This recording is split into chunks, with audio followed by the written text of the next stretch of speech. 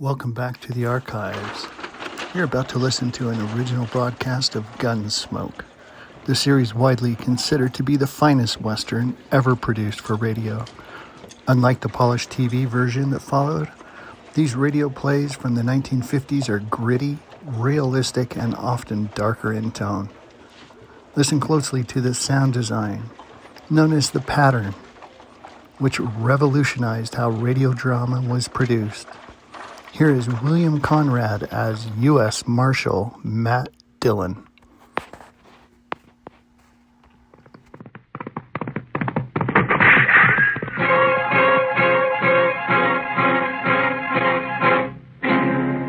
Around Dodge City and in the territory on West, there's just one way to handle the killers and the spoilers, and that's with a U.S. Marshal and the smell of Gunsmoke.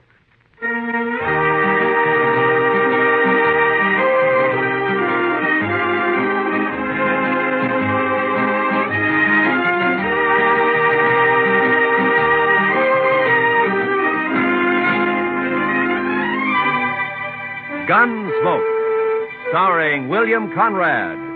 The story of the violence that moved west with young America. The story of a man who moved with it. Matt Dillon, United States Marshal.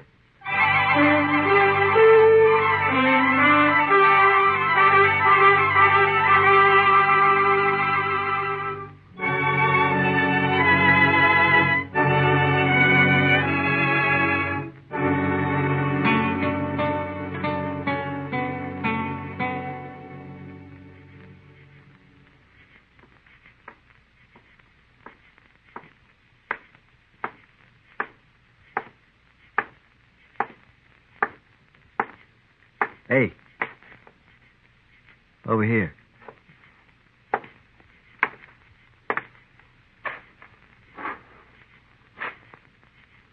One of the boys said you wanted to see me.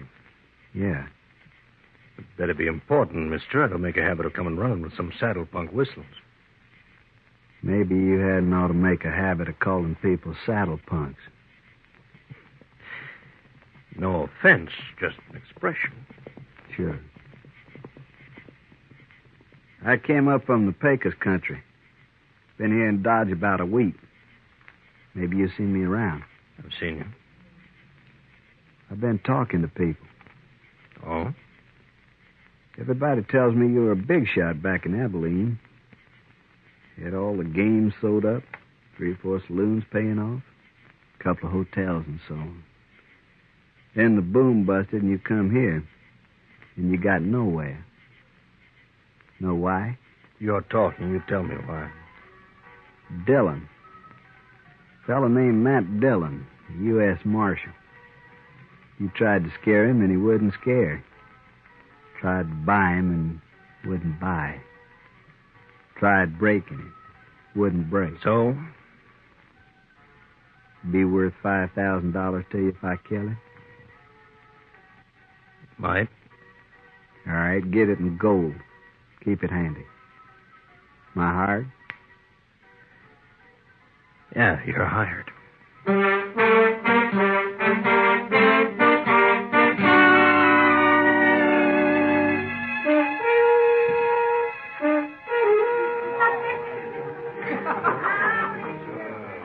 Chester, I know you've been sick and you still got a cold, but is there anything else wrong?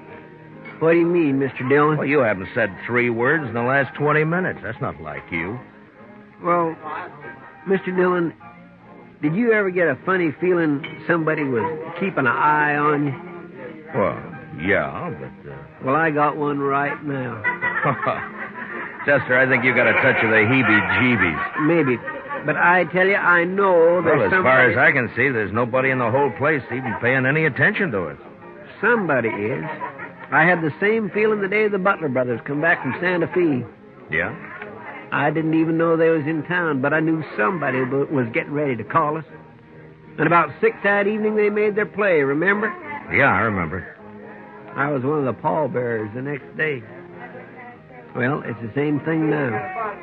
There's going to be trouble, Mr. Dillon. You can bet on it.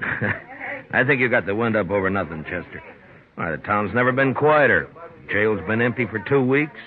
Only new faces around is that bunch of trail drivers that came up from the Pecos. They're all strangers. None of them got any reason to hold a grudge against... There you be. What? I've been looking all over for you, Marshal. Oh, hiya, Billy. Waited over to the jail for nigh on to an hour. I got to talk to you, Mr. Dillon. I'm sorry, Billy, but every time I give you money, you buy yourself a bottle and then stay blind drunk for 2 days. It ain't money this time, Mr. Dillon. I got something to tell you. Oh? What? Something I heard. There's a couple fellers talking over to the livery stable. They didn't see me. I was back at the water trough. Sort of, resting, you might say. Yeah, I know. Well, you know how it is, Mr. Dillon. The man gets dry in this prairie country, and he just What were they talking about, Billy? About you.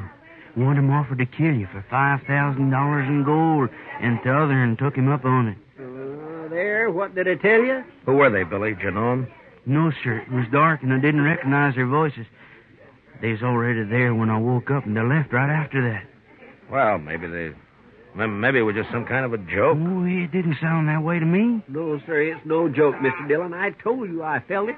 There's somebody in this room right now, somebody who's been hired to kill you. Yeah, but who? I don't know.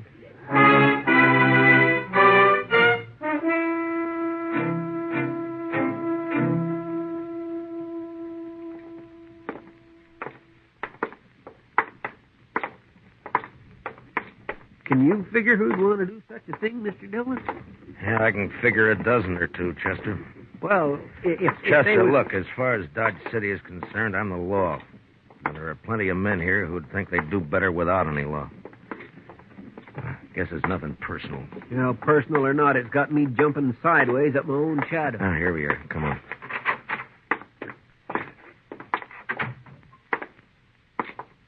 Well, morning, Marshal. Haven't seen you since the robbery last month. Attempted robbery, Mr. Greeley. Yeah, so it was, thanks to you. Well, Mr. Dillon, the bank's at your service.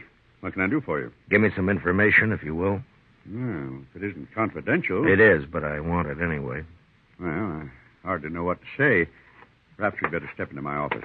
This way, gentlemen. Thank you. After you, Mr. Greeley.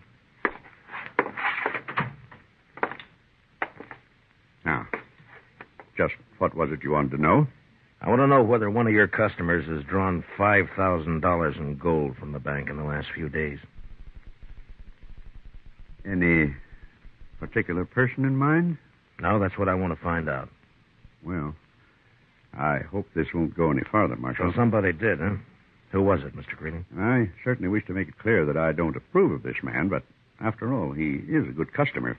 And it's not my place. Yeah, I know. Who was it? Lawson Hail.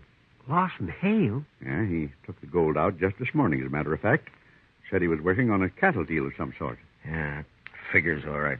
Hale's tried to move in on this town ever since he came here. Every time he's tried, I've stopped him.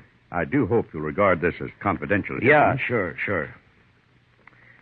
Well, Chester, we know who one of them is now. Yeah, but who's the other, Mr. Dillon? The one who's actually going to do it. Some punk who wants $5,000 real bad and doesn't care how much he has to do to get it. That sure doesn't narrow it down any. Yeah, I know.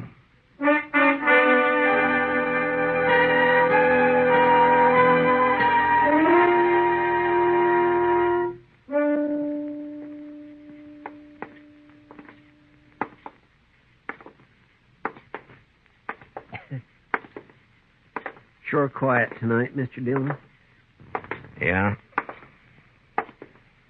Not many people out. No, not many. The moon is throwing quite a bit of light. Yeah, I guess it is. Kindly makes a target out of a man. Yeah, kind of. If somebody was out to shoot somebody, this would sure be a good night for somebody to do it. I suppose so. Mr. Dillon. Hmm? Do you mind if I make a comment?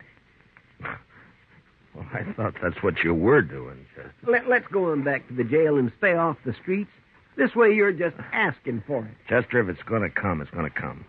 I'd rather meet it halfway than to sit and wait for it. Asking for it, that's what you're doing. It's been 2 days now. It gets on your nerves. When you go out to bring a man in, you know you may have trouble and you're ready for it. But this way, and not knowing who or when or where or... Yes, sir, Well, I understand, Mr. Dillon. It kindly bothers a man. Yeah. Let's walk down to the Texas Trail.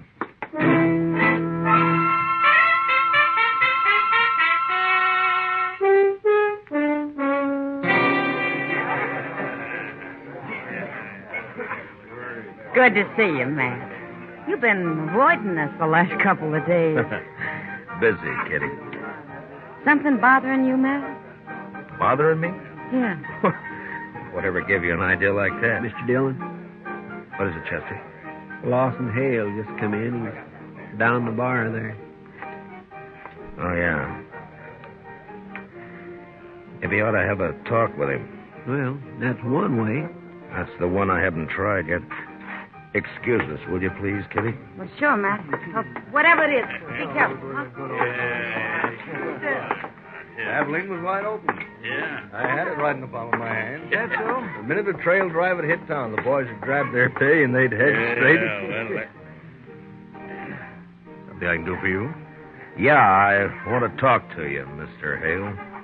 Well, I don't see anything stopping you. We'll move down the bar a ways if you don't mind. It's kind of private. Sorry, Marshal. I'm fine right here. I said we'll move down the bar.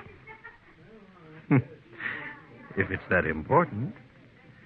Pardon me, boys. The marshal's all head up about this. Oh, sure.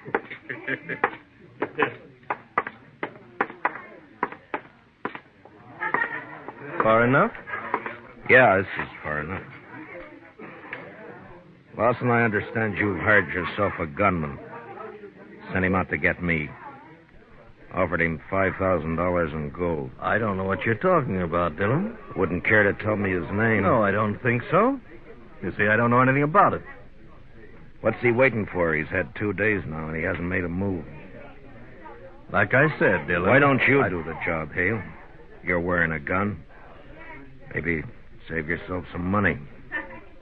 I've got no quarrel with you. You mean you're yellow? Scared to call your own play. I said I've You're got a weaseling, no-good coward, Hale. I'll let it ride for the time being. Yeah, I thought you would.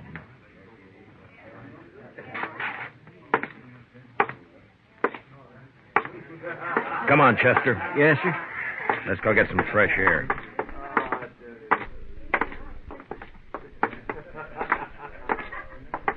Well, I guess he's just not the kind to take chances, Mr. Dillon. And not when he's got a hired killer out prowling somewhere. Chester, I'm going to run him out of Dodge if it's the last thing I ever do. Dodge can stand it. I only knew who he'd hired. And I could force the play myself. This blasted business of having to leave it up to the other man. Waiting. You know. Over there by the stable. Yeah, I saw the flash. Maybe you got him, Mr. Dillon. I don't know.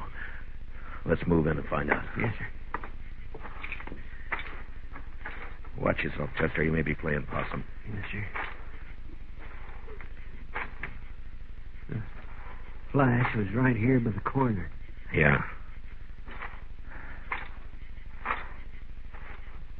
Well, that's that. Looks like you got away, Mr. Dillon. Yeah, he's gone. Took one shot and then ran for cover. He'll be back.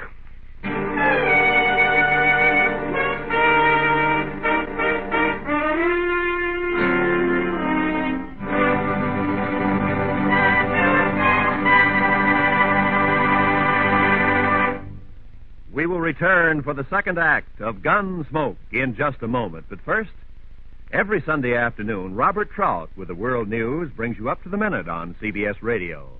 A special feature on this program every Sunday is a flying visit from one of our noted overseas news correspondents. Remember, tomorrow, for well-rounded views of the news at home and everywhere, Don't miss Robert Trout with the news of the world on most of these same CBS radio stations. And now for the second act of Gunsmoke.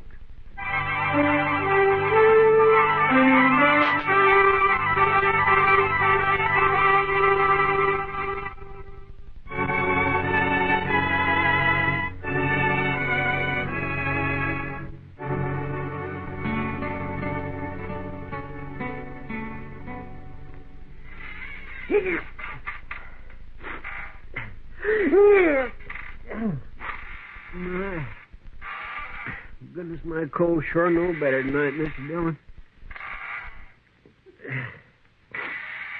My, that fire sure feels good. Yes, sir, the old jail seems kind of cozy when a man's ailing like I am. Anyway, it's sure a lot better than prowling those streets waiting for somebody to put a bullet in the back of your neck. Chester, will you stop squeaking the chair? Well, sorry, Mr. Dillon. Yell at me like that, puny as I'm feeling. 2 more days gone by and he hasn't made another move. Yes, sir. That cottonwood sure burns up fast. I guess I better shake down the stove, throw another chunk of wood. Wait a minute. Huh? Wait a minute. There might be a way at that, Chester. Lawson Hail. That's the only fact we're sure of. Lawson Hail. It'd be kind of hard to prove anything, Mr. Dillon. Who said anything about proving it? I got an idea. Come on.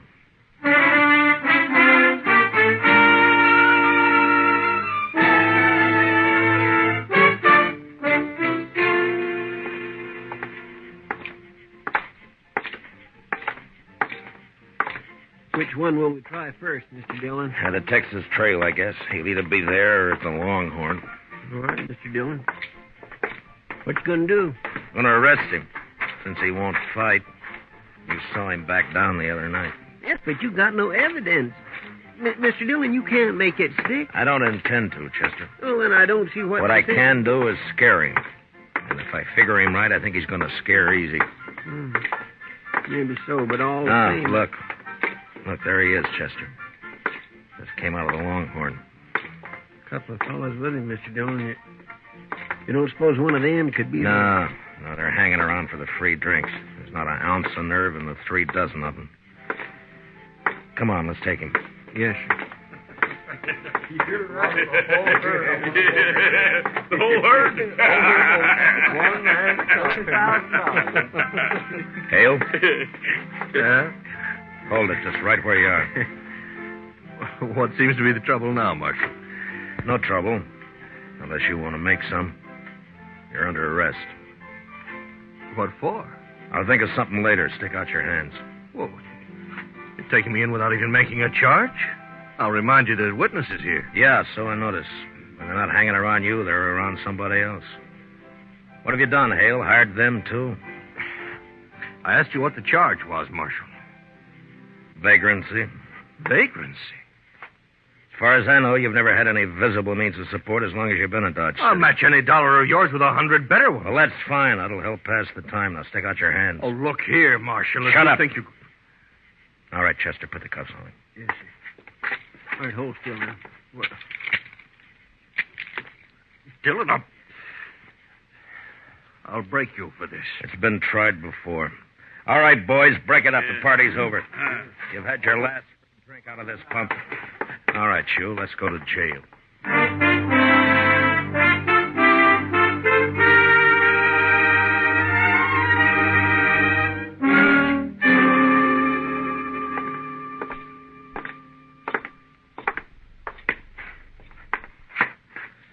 Keep walking, Hale. It's the last cell on the left. I'll break you, Dillon. So help me. Well, you've been trying it for a year. I'm still around. But you won't be after this. I'll take this up. Hold up. Wait till Chester gets the door unlocked. Haven't used this cell for so long, I've almost forgot which keys... There we are. Vagrancy. I'm living in the best room in the commercial house. Inside, Hale. Now go on, move. No. Now stick your hands up. You won't need those cuffs in here. All right. Make yourself at home. Shut the door, Chester. Yes, sir. Dillon, you've got nothing to hold me on. I'll be out of here by tomorrow noon. Oh, I doubt that. In fact, there's a pretty good chance you'll never get out of that cell. Not alive, at least. What are you talking about? According to the law, I've got a right. The law, huh? You've broken it every chance you've got. Tried to break the men who serve it, like you've tried to do with me, for instance. But when your own neck gets caught, you start hiding behind the law. Nevertheless, All right, the law... fine. Right now, the law out here is kind of sketchy. Some things it covers, some things it doesn't. That's where I come in. Now, this little affair between you and me is one of the things the law doesn't quite cover. So I'm going to run it my way. That kind of talk won't help you any, Dillon. You hired a man to kill me. Offered him $5,000 to get me out of the way. You can't prove that.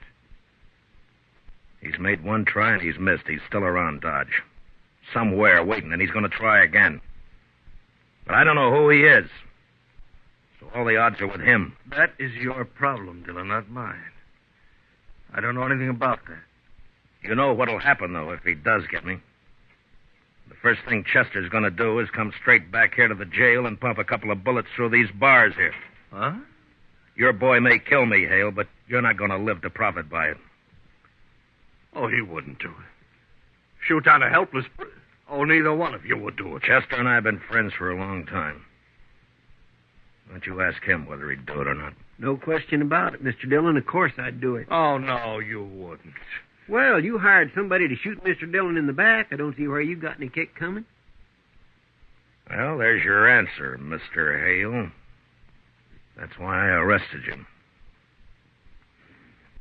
Come on, Chester. Let's go look the town over. No, it's tonight that he's going... Who's going to do what? I don't know, Marshal. I don't know anything about it. Now, that's too bad. If I knew his name, I'd have a lot better chance, you know. So would you. Well, we'll see you later, Hale. Or anyway, Chester will.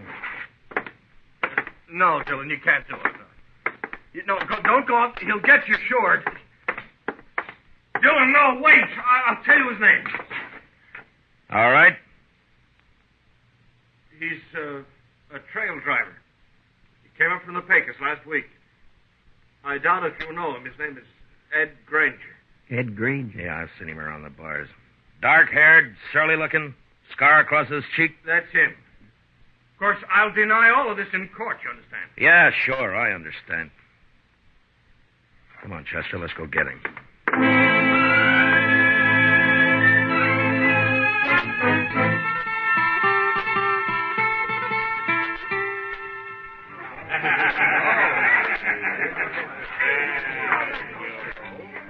Look, he's here all right, Mr. Dillon. Over there by the piano. Yeah, looks like he's by himself. What you gonna do? Arrest him? Well, there's no evidence, Chester. The only way I see is to make it personal. Let's go. Yes, sir. Now, I want you to stay out of it, Chester. Just cover me, that's all. Whatever you say, Mr. Dillon.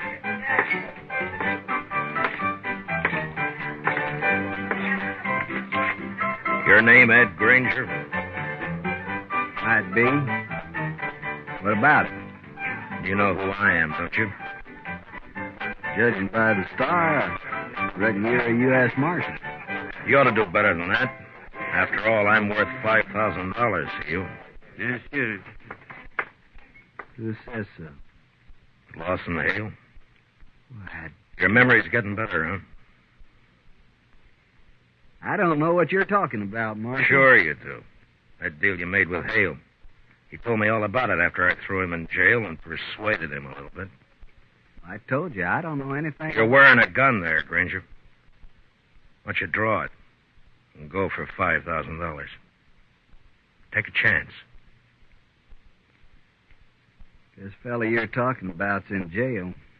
I reckon he wouldn't have anybody working for him now, would he? You tell me. I got no reason to draw on you, Marshal. Not unless my back's turned.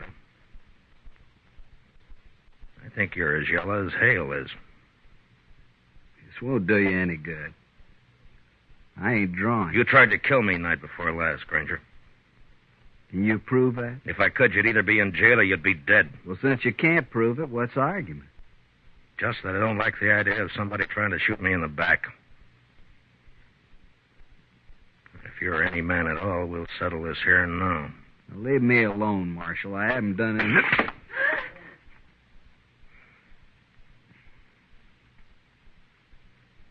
Now, you still figure you got no reason to draw on me? No reason. I ain't drawing. You got 10 minutes to get out of town. And when you're out, stay out. Don't come back now or ever. You understand? Yes, sir. You can start right now.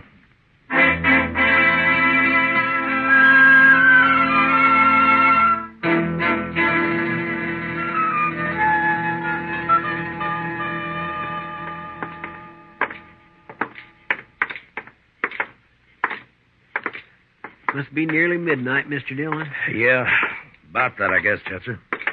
My, this is sure one day I'm glad is over. Yeah, so am I.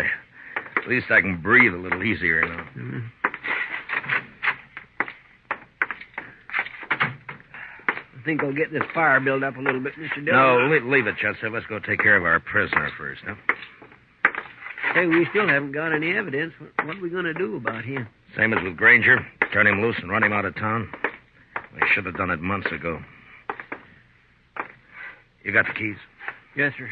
Right here, Mr. Dillon? Huh? What are you looking at? Oh. Granger must have stopped by here on his way out of town. He must have got Hale over at the window for a talk and then grabbed him and cut his throat right there. Yeah. Figured Hale had sold him out, I guess. Got a bulletin on the wire, Chester. Wanted for murder, Ed Granger. All right, sir, Mr. Dillon. I guess Hale got pretty much what he bargained for. He hired himself a killer in order to kill him. He got it.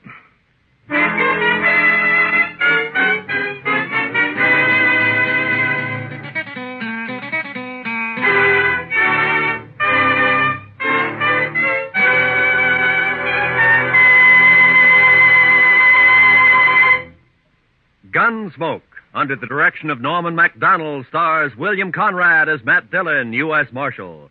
Tonight's story was specially written for Gunsmoke by Les Crutchfield, with music composed and conducted by Rex Corey. Featured in the cast were Harry Bartell, Lawrence Dobkin, Jack Crucian, and Ralph Moody. Parley Bear is Chester, and Georgia Ellis is Kitty. Gunsmoke is heard by our troops overseas through the facilities of the Armed Forces Radio Service. Join us again next week as Matt Dillon, U.S. Marshal, fights to bring law and order out of the wild violence of the West in Gunsmoke.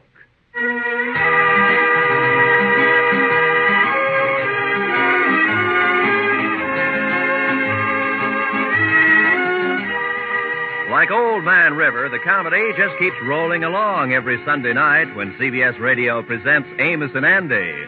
Tomorrow night, over most of these same CBS radio stations, the Kingfish is sure to be up to his usual monkey business. And it's sure to make a monkey out of gullible Andy Brown. Listen for yourself. Don't let one single minute of the fun get away. Tomorrow and every Sunday night, it's Amos and Andy on CBS Radio. This is Roy Rowan speaking. And remember, Edgar Bergen and Charlie McCarthy open fire on your funny bone every Sunday night on the CBS Radio Network.